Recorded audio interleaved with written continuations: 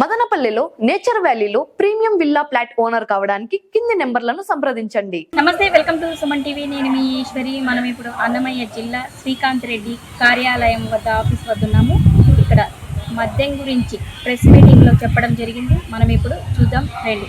మాజీ ముఖ్యమంత్రి గారైనటువంటి వైఎస్ జగన్మోహన్ రెడ్డి గారి ఆదేశాల మేరకు మెడికల్ కాలేజీల పైన 1,000,000 సంతకాల సేకరణ అన్నటువంటి దాన్ని శ్రీకారం చుట్టాం. 1,000,000 సంతకాలతో ప్రజల యొక్క ఆవేదన, రాష్ట్ర వ్యాప్తంగా, ఆంధ్రప్రదేశ్ వ్యాప్తంగా ప్రజల నుంచి వస్తున్నటువంటి వ్యతిరేకత అన్నీ కూడా ఆ సంతకం రూపంలో చేర్చి గౌరవ జగన్మోహన్ రెడ్డి గారి ద్వారా గవర్నర్కి రేపు నెలలో నవంబర్ 26వ తేదీన చేర్పించాలన్నటువంటిది ప్రోగ్రామ్. మా పార్టీ ఒక ప్రోగ్రామ్ను ఇవ్వడం జరిగింది.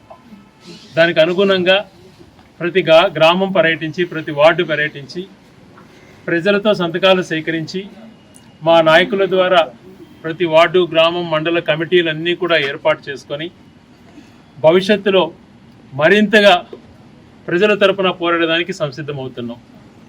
ప్రతి విషయంలో 16 నెలల్లో కూటమి చేస్తున్నటువంటి అనేకమైన తప్పిద కార్యక్రమాలకు ఏదైతే ఎన్నికల్లో చెప్పి వాగ్దానాలను ఎగరగొట్టిందో దానిపైన పోరాటాలు కానీ, రైతుల విషయంలో కానీ, మహిళల విషయాలలో కానీ, అన్ని విషయాలలో, విద్యార్థుల విషయంలో కానీ, మెడికల్ కాలేజీల విషయంలో కానీ ప్రతి ఒక్కటి పార్టీ నాయకుడు ఆదేశానుసారం మా కార్యకర్తల అండదండలతో మేము కార్యక్రమం చేపట్టుతున్నాం.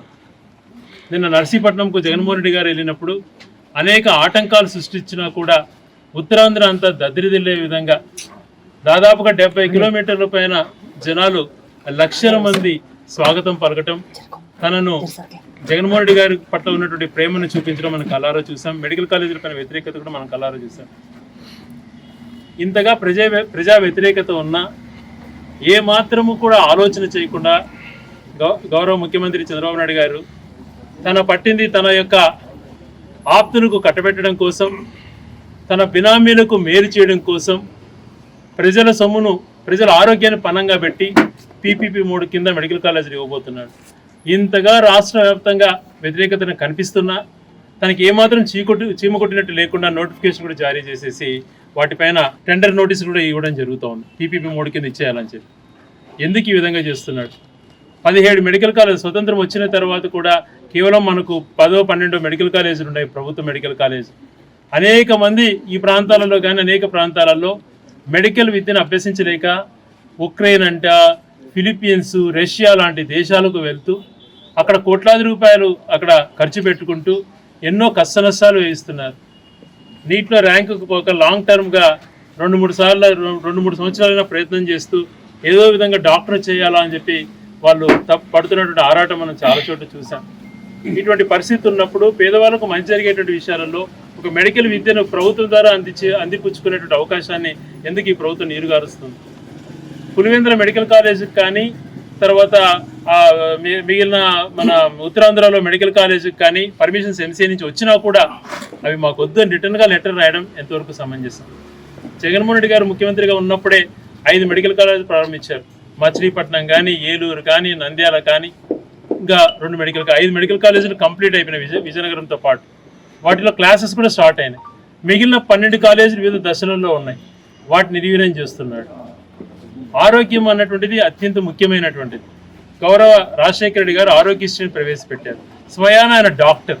అంతకుముందు ఆరోగ్యం అనేది ప్రజలకు ఏమాత్రమూ దగ్గర ఉండేది కాదు. రాజశేఖర గారు ముఖ్యమంత్రి అయిన తర్వాత కడపలో రిమ్స్ కానీ, శ్రీకాకుళంలో కానీ, ఒంగోలులో కానీ గవర్నమెంట్ కాలేజెస్ ఆయన హయాంలో స్టార్ట్ చేసి విద్యను దగ్గర చేసి ఆరోగ్యశ్రీ ద్వారా లక్షల మందికి మేలు చేసేటువంటి కార్యక్రమాన్ని శ్రీకారం చుట్టాడు. ఆయన మెడికల్ కాలేజీలు ఆయన వచ్చినాక తేవడం జరిగింది. ఆరోగ్యశ్రీకి ఆయన ఆద్యుడు కాబట్టి వైఎస్ఆర్ హెల్త్ ట్రస్ట్ అనేటువంటిది పెడితే అప్పుడు గగ్గోలు పెట్టి రకరకాల విన్యాసాలు చేశారు. అది స్వార్థంతో కూడుకున్నది కాదు. స్వయాగా డాక్టర్ రాజశేఖర్ అనే వ్యక్తి ఒక డాక్టరు. తన వైద్యం అయిపోయినాక రూపాయితో డాక్టర్ వైద్యాన్ని ప్రారంభించి మెడికల్ కాలేజీలు రాష్ట్రానికి తీసుకొచ్చి ఆరోగ్యశ్రీని ప్రజలకు చేరువ చేసి కొన్ని లక్షల మంది గుండెల ఆపరేషన్ చేయించుకున్నారు. కొన్ని లక్షల మంది ఈరోజు ప్రాణాలతో ఉన్నారంటే ఆరోగ్యశ్రీ కారణం. అంతకుముందు మనం మాట్లాడే పురాణాలలో సంజీవిని అన్నటువంటిది అంతకన్నా గొప్పది ఆరోగ్యశ్రీ పేదవాడికి. అటువంటి కార్యక్రమాన్ని నిర్వీర్యం చేశాడు. మరొక పక్కన మెడికల్ ఈరోజు ఏది కూడా ఆరోగ్యశ్రీని నిర్వీర్యం చేసేసాడు పూర్తిగా. 2,700 కోట్లు బకాయిలు పెట్టి దాన్ని కూడా పీపీపీ మోడ్ కింద మార్చిపోతున్నాడు. ఇప్పుడు ప్రైవేటైజేషన్కి ఇస్తే ఆరోగ్యశ్రీని ఆ డాక్టర్స్ కానీ అక్కడ ఎవరికైనా కమిట్మెంట్ ఎందుకు ఉంటుంది చెప్పండి? వాళ్ళకు ఒక గుండెలో నుంచి పేదవాడికి తక్కువకు చేయాలంటే ఆలోచన ఎందుకు కలుగుతుంది చెప్పండి? అదే ప్రభుత్వ పరంగా ఉంటే పేదవాళ్ళకు మంచి జరుగుతుందా కాదు? అటువంటిది నిర్వీర్యం చేస్తున్నాడు. ఆరోగ్యశ్రీని కూడా ప్రైవేట్ పరం చేస్తున్నాడు. 2700 కోట్ల బకాయిలు పెట్టాడు. నెట్వర్క్ హాస్పిటల్స్ అన్ని కూడా వైద్యాన్ని బంద్ చేయడం కోసం. ఒకసారి అది ఎంతగా పేదలకు ఉపయోగపడేటువంటిదో, పేదలు ఈరోజు ఎన్ని ఇబ్బందులు పడుతున్నారో వాళ్ళకి నెట్వర్క్ హాస్పిటల్స్కి వెళ్ళి చూస్తే తెలుస్తుంది పేదల యొక్క బాధ ఏంటి అన్నటువంటి. వీళ్ళకు పేదలంటే నిర్లక్ష్యం, పేదవాడికి మంచి జరుగుతుందని దురుద్దేశం. కార్పొరేట్ పీపుల్ కోసమే వీళ్ళు పనిచేస్తారు. మేమేం పూర్తిగా కార్పొరేట్ వ్యతిరేకించమని చెప్పడం లేదు, కానీ పేదలకు సంబంధించినటువంటి మెడికల్ ఆరోగ్యము, విద్య ఇటువంటిది పేదలకు ఉపయోగపడేది ప్రభుత్వం ద్వారా నడిపితే మంచి జరుగుతుంది అన్నటువంటిది మా ఉద్దేశం. దాన్ని కూడా వెటకారంగా మాట్లాడటం ఎంతవరకు సమంజసం? ఆరోగ్యశ్రీ నిర్వీర్యం చేసావు, మెడికల్ విద్యను ప్రజలకు దూరం చేస్తున్నావు. ఏ రకంగా కూడా పేదలకు మంచి జరిగేటువంటి కార్యక్రమాలు విద్యకు సంబంధించి కానీ ఆరోగ్యానికి సంబంధించింది కానీ పూర్తిగా కనుమరుగు చేస్తున్నావు. మరొక పక్కన చూస్తే కల్తీ మద్యం ఎంత బాధాకరమైన విషయం. 16 నెలల నుంచి నీ ఇష్టానుసారం మాట్లాడే వైఎస్ జగన్మోహన్ రెడ్డి గారి పీరియడ్లో కల్తీ వ్యాపారం జరిగిపోయిందని చెప్పి ఏదేదో జరిగిపోయింది, పేదల ఆరోగ్యం పాడైందని ఎక్కడ నిరూపణ చేయలేకపోయినా. నిర్దాక్షిణంగా మా పార్లమెంట్ సభ్యుని మిథున్ రెడ్డి గారు అన్యాయంగా అరెస్ట్ చేశారు. 70 రోజుల పైగా జైల్లో పెట్టారు.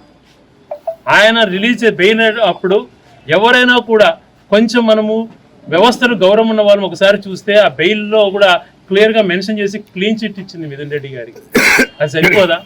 ఏ తప్పు చేయలేదు కదా ప్రభుత్వం అని. అనేకమైనటువంటి సీనియర్ ఆఫీసర్ అయినటువంటి ధనంజయ రెడ్డి గారిని కానీ కృష్ణమోహన్ రెడ్డి గారిని కానీ ఎందుకు నిర్బంధించారు? ఏ ఆధారాలు చూపించలేకపోయినారు? వాళ్ళు ఈరోజు బయటకు వచ్చి బెయిల్ పైన వచ్చి ఇప్పుడు చూస్తే తెలుగుదేశం లిక్కర్ ఏ రకంగా చేస్తుంది అన్నటువంటి కుటీర పరిశ్రమ లాగా పెట్టి ఒక చోట ఆఫ్రికా నుంచి తీసుకొని వచ్చి ఆ స్పిరిట్ అన్నటువంటిది చాలా దారుణమైనటువంటిది. మనుషులు ఆ స్పిరిట్లో ఏమాత్రం వాళ్ళు గొంతులేకపోయినా పేగులు కూడా కట్ అయ్యేటువంటి పరిస్థితి అంట. అటువంటి స్పిరిట్ని ఒక ఫార్ములాస్ ప్రకారం కాకుండా వాళ్ళు ఇష్టానుసారం మ్యానుఫ్యాక్చర్ చేసి ఒక్క రోజులో ఒక కుటీర పరిశ్రమలో మొలకల చెరువు దగ్గర జరిగినటువంటి కార్యక్రమంలో ఒక కుటీర పరిశ్రమలో కల్తీకి సంబంధించి ఒక్క రోజు 3000 కేసులు తయారు చేస్తారట. 3000 కేసులు అంటే ఒక కేసుకు 48 బాటిళ్ళు, దాదాపుగా 1,20,000 బాటిళ్ళు ప్రతిరోజు ఈ కల్తీ మద్యం సప్లై చేస్తున్నారు అన్ని ప్రాంతాలకు, అన్ని బెల్ట్ షాపులకు కానీ ప్రైవేట్గా నడుపుతున్నటువంటి మద్యం స్టోర్లకు కానీ. 1,20,000 యొక్క బాటిళ్ళు, ఒక్కొక్క బాటిల్ పైన 100 రూపాయల లాభం అంట. 10 రూపాయలు ఖర్చు పెడుతున్నారు, 100 రూపాయల లాభం వస్తున్నారు. 1,20,00,000 ఒక్క రోజుకి. ఒక్క నెలకు 40 నుంచి 50 కోట్ల ఆదాయం ఆ కల్తీ మద్యంలో. ఎవరికి పోతుంది ఇదంతా? అందుకనే మా గౌరవ ఎంపీ గారు మిథున్ రెడ్డి గారు సిబిఐకి రెఫర్ చేశారు. ఇక్కడ ఈ స్టేట్లో జరుగుతున్నటువంటి ఎంక్వైరీ పైన మాకు అనేకమైన అనుమానాలు ఉన్నాయి. దీంట్లో పెద్ద వ్యక్తులుగా ప్రమేయం ఉన్నటువంటి వ్యక్తులు, అది ముఖ్యమంత్రి గారు కానీ ఆయన కుమారుడు కానీ ఇంకా ఎవరెవరి ప్రమేయం, మంత్రులు ఎవరి ప్రమేయం ఉండదో అదంతా నిగ్గు తేల్చడం కోసం సిబిఐ ఎంక్వైరీ చేయాలని చెప్పి మా మిథున్ గారు ఏదైతే కేంద్ర ప్రభుత్వానికి లెటర్ రాశారో మేము కూడా అదే డిమాండ్ చేస్తున్నాం. ప్రజల ప్రాణాలతో చెలగాటాలు ఆడుకుంటున్నారు వీళ్ళు. రోజుకు లక్షల మంది ప్రాణాలతో వాళ్ళ ఆదాయం కోసం మీరు రోజుకు కోటి రూపాయలు సంపాదించుకోండి, 10 కోట్లు సంపాదించుకోండి, ఇష్టం వచ్చినట్టు దోచుకుంటున్నారు, దోచుకోండి. కానీ ప్రజల ప్రాణాలతో ఆడుకోవడం ఎంతవరకు సమంజసం?